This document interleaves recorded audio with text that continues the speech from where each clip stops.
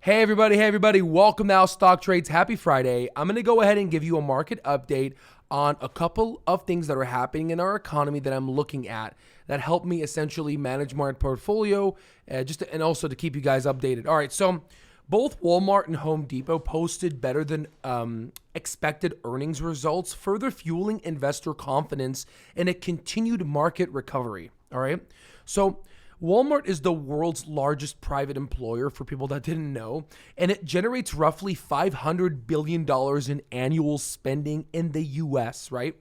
Its earnings results is a key indicator of the health of the US economy.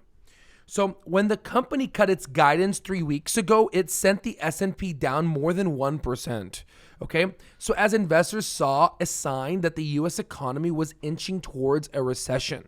So the retail giant now posted better than expected earnings results as comparable sales and operating margins came in higher than anticipated. So ticker symbol, for those that don't know, WMT, is expecting a decline, though in advanced earnings per share between 9 to 11%.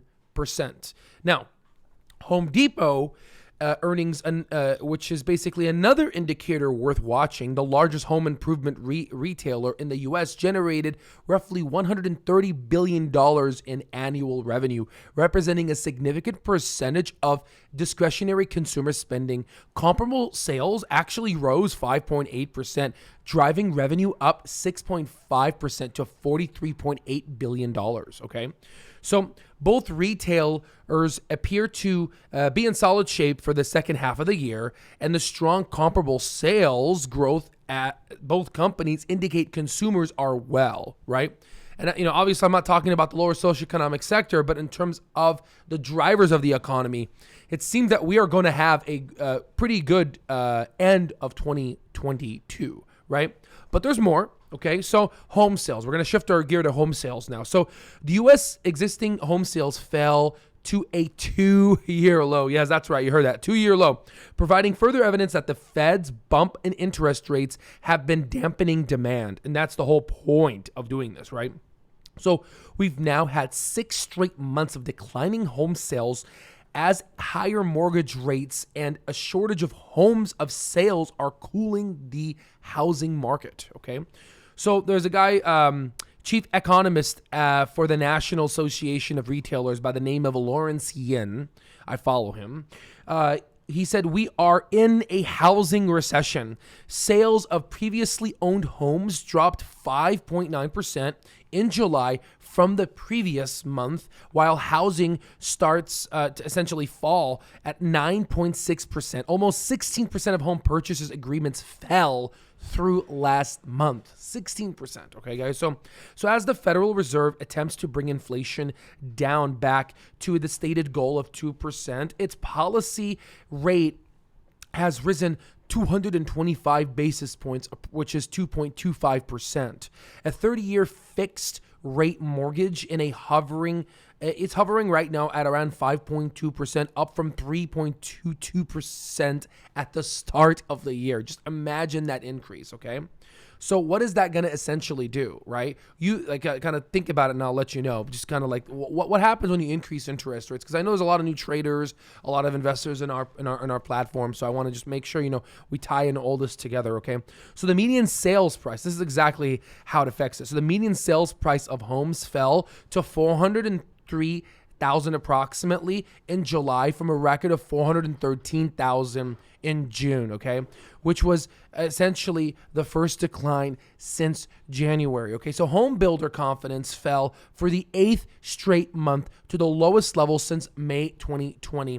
1/5 of builders have reduced prices in the past month. So you are starting to see a cool down. Now, if you're, as I said, in those hot states like Phoenix, Arizona, Tennessee, Texas, Florida, those housing prices are going to cool down a lot faster, emanating towards possibly a crash or, a recession in the housing market, right? So Now, we're going to switch over to China. I want to give you a couple of news, kind of a pH test of China. There's a little bit more I want to talk to you guys about China regarding one of their companies posting a decline in revenue.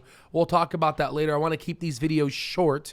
So, Chinese e-commerce company by the name of GigaCloud Technology bucked recent trends as it debuted on NASDAQ Stock Exchange yesterday. The Hong Kong-based online provider surged 28% at its opening. Now, again, it gets a lot of its business. It sells essentially furniture and appliances and fitness equipment, and it sells it majority. A lot of its market comes from the United States. So that's obviously, they're invested within our country.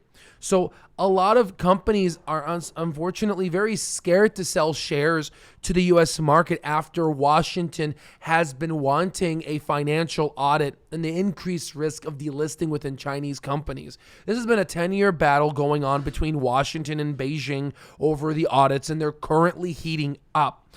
So GigaCloud said that it is willing to change auditors though if needed to comply to the U.S. financial regulation, because again, their business is solely relied on the U.S. economy and the U.S. consumer. So obviously they're going to change. The U.S. is going to say, I want you to jump, and this company is going to say how high. Now it depends. Is China going to get involved? Again, they're mutually needed, and I think this is. I think we're going to be okay. But we did see recently. Ray Dalio sell out, a lot of his Chinese stocks. Now, if you enjoy this, please consider subscribing, liking, commenting, and definitely would love to hear what you have to, feel about this news. And also, if you want to learn step-by-step lessons on how to day trade, swing trade, and become a long-term investor, understanding what fundamental analysis is and technical analysis, or want an area as a one-stop shop to get all your financial information, as we are building a software and we're pretty much about almost the way done, there'll be a link down below. It is a privilege and honor. I'll see you guys on the next one.